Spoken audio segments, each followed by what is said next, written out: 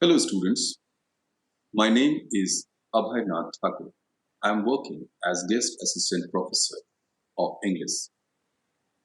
The name of the college is Baba Saheb Ram Sanskrit College, Pachadi. Today we are going to read a very famous poem, My Grandmother's House by Kamla Das. Kamla Das, as you know, is a feminist. A feminist is a person who believes in the equality between men and women. Feminism is something more, but at this level, at the level of plus two, I'm not going to explain it to you deeply. Now, Kamla Das, I told you, is a feminist and she is a confessional poet. Who is a confessional poet?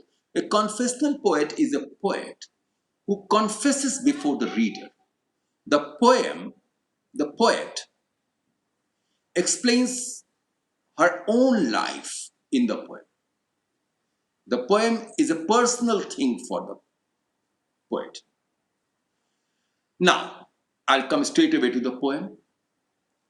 Look at the very first sentence. There is a house now far away where once I received love.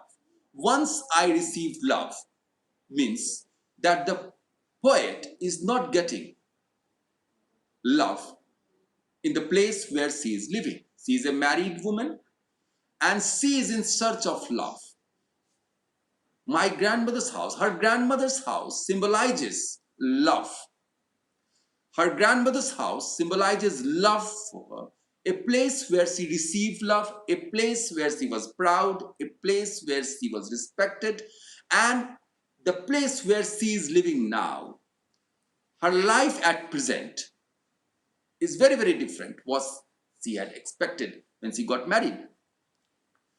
Now, the poet says that there is a house which is far away from the place where she is living, and that was the house where she once received love. The woman who gave her love is no more. That is her grandmother.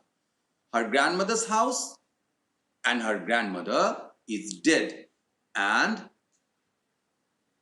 the moment grandmother died, the house withdrew into silence. A house, dear students, is not just four walls and windows and doors. It is something more. Can you tell me what is the concept of a house in your mind? How do you define a house? A house is persons living inside it. It is not just the bricks, it is not just the windows. And when the grandmother died, when the person died who gave love to the poetess, the house withdrew into silence. When the poet was young, snakes moved among books. And her blood turned cold like the moon. The poet often thinks of going back. Look at the desire, this constant desire of going back to her grandmother's house. Look at this desire. Why is this desire? Because she is not getting the kind of love which she was expecting. As I told you before in the beginning of this class, that she is not getting the kind of love in her husband's house. And that is why there is a constant desire to go to her grandmother's house, which symbolizes love. She is comparing the windows with blind eyes. What does a window symbolize for you? A window is something which connects the outer world with the inner world. A window is something from which you can observe things outside if there are no curtains. Now, because the windows are closed, the poet cannot see what is inside the room. So it is like the blind eyes. The air is frozen. Why is the air frozen? Because there is no warmth. And why is that? Because the grandmother is dead. So love is dead. And when love is dead, it is all frozen. A frozen relationship is a relationship where people, where persons do not care for each other. The frozen relationship is something which symbolizes sadness, which symbolizes sorrow.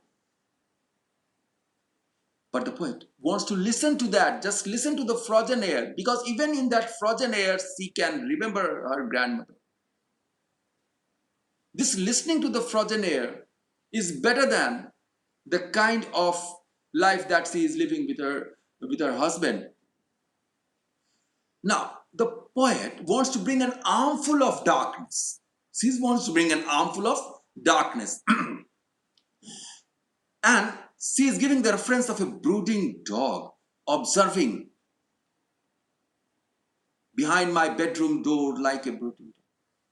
The poet addresses to her husband and says that it is difficult for him to believe. He says, "You cannot believe, darling, can you, that I lived in such a house and was proud and loved?" The poet says that it is difficult for her husband to believe that she once lived in such a house where she was proud, where she was loved. Why was that?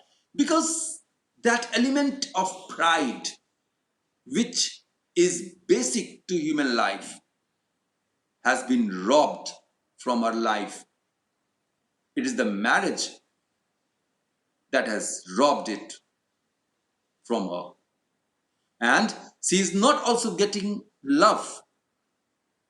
That is why the house where she was proud and the house where she was loved.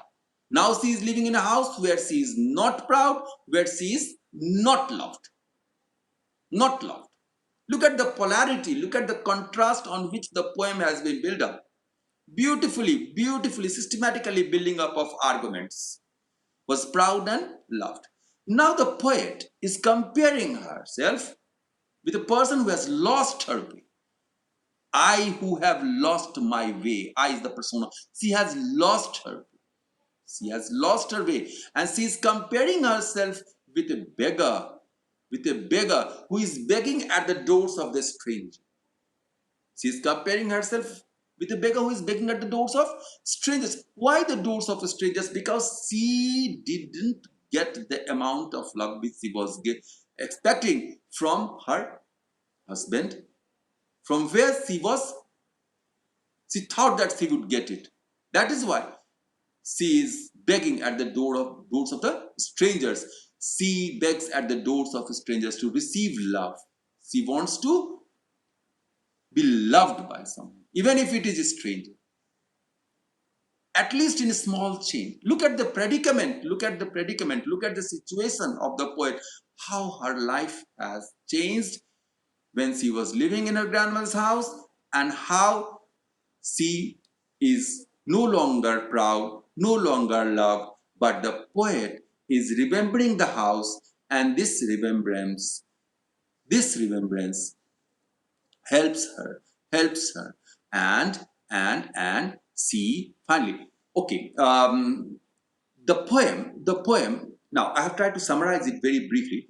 Now, those of you who have read it before, uh, you'll have to form an opinion about the poem all on your own, and then write down that opinion on a piece of paper, and just see what is your reaction to the poem. Look, dear students, a poem is something which every individual reacts it in his or her own way. And it is that reaction that defines the meaning for us. There is a standard meaning, of course, in every poem. But we need to discover a work of art. We need to discover literature on a highly personal basis. And I would like to suggest that all of you should go through this poem again and again and try to write down a summary of it and what is your reaction to the today. I don't want to say anything more, and just thank you for listening to me. Goodbye.